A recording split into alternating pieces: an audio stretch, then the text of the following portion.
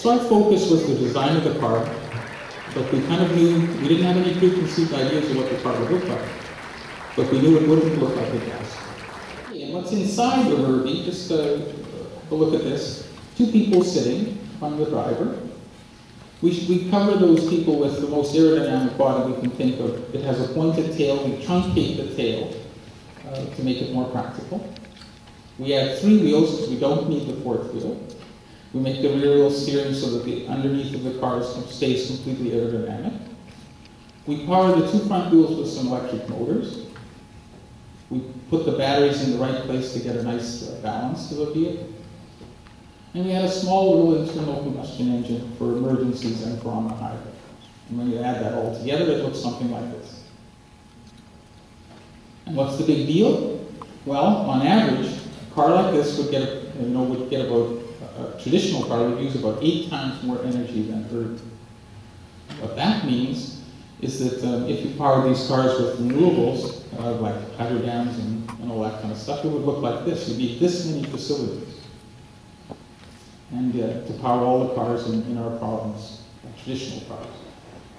And with Urbee, you just need these facilities to power all the cars in the province if they were Urbees. And these exist today in our province. So, is that a big deal? Yeah, that's a big deal. Because this is practical, yeah. Okay, Jim Core Ecologic. What is Urbee? Well, it's a low energy car, is what Urbee is. So. And you've been working on this for how long? I think 15 years, 1996, and it's now 2011. So, what are the design objectives? The design objective is very simple, actually, to move with the least amount of energy and do everything in the practical terms. So that's the vague one, right? But because is the car too low? Well, it's 40 inches tall, and there was a production car sold that was 40 inches. So that's how we established sort of, as long as it was done before, which was the Ford GT40, the one that was at Le Mans. It was 40 inches tall, and it was sold by Ford as a passenger car, so you can find, I remember them on the street. So if it was, let's say, 39 or 38 inches low, then it would be lower than any production car, but so we stuck to 40 inches. Still awfully low. So this car has been quite the star here today at the TEDx at the Winnipeg Art Gallery. Yeah, it seems. Everybody seems to have been talking about it throughout the break here. Nice. Well, that's nice to get that attention. It's been a long road for us, and with X Prize we did get some attention.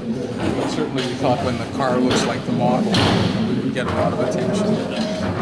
So that's probably the start of getting quite a bit of attention, I would think. So it's got an electric motor, 8 horsepower. Yeah. It also has a built-in internal combustion engine, but that's basically, is that basically like a range extender in case of emergency? Yep. But it also, the way it is now on the highway, it's mechanically connected to the wheel. So on the highway, and it's not the 8 horsepower electric, it's 8 horsepower on the internal combustion.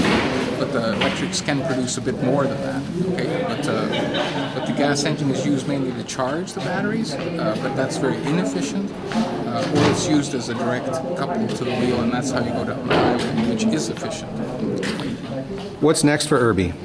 Next will be to finish this car, and then hopefully we work on a second vehicle. We'd love to work on a second vehicle and improve on what we learned from this one.